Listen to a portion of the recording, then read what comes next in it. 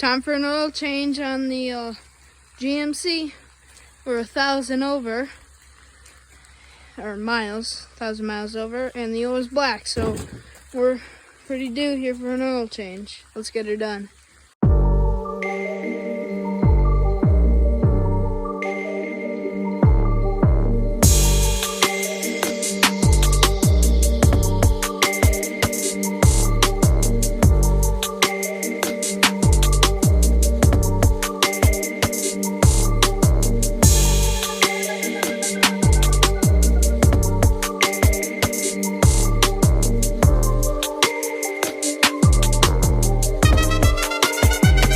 Okay, finished the oil change on the GMC.